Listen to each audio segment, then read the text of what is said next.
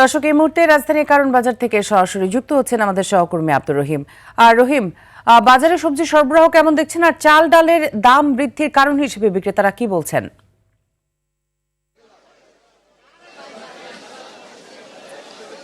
মিতু, গত সপ্তাহের ব্যবধানে কিন্তু কয়েকটি চালের দাম বৃদ্ধি পেয়েছে।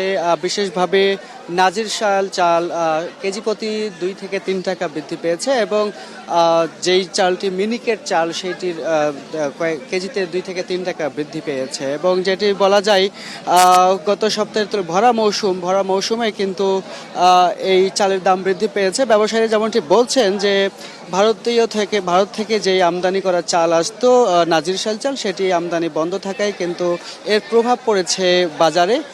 বিশেষভাবে আরও দাম বৃদ্ধি পেয়েছে পোলাও চাল, যেটি গত সপ্তাহে বিক্রি হয়েছে 120 টাকা থেকে 25 টাকা কেজি দরে, সেটি কিন্তু এই সপ্তাহে দাম বৃদ্ধি পেয়ে 135 থেকে 40 টাকা কেজি দরে বিক্রি হয়েছে।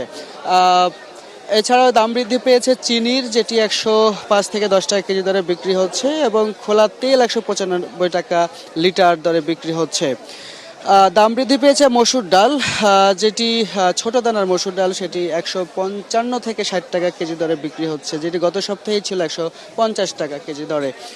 ছোলা 90 টাকা, ডিম 110 টাকা ডজন, এবং গাজর 40 টাকা কেজি দরে, টমেটো 80 টাকা, মরিচ 120 টাকা, আদা 200 টাকা কেজি, পেঁয়াজ 60 টাকা থেকে 70 টাকা, এবং যেটি ভারতীয় আমদানি করা পেঁয়াজ সেটি কিন্তু 75 থেকে 80 টাকা কেজি দরে বিক্রি হচ্ছে।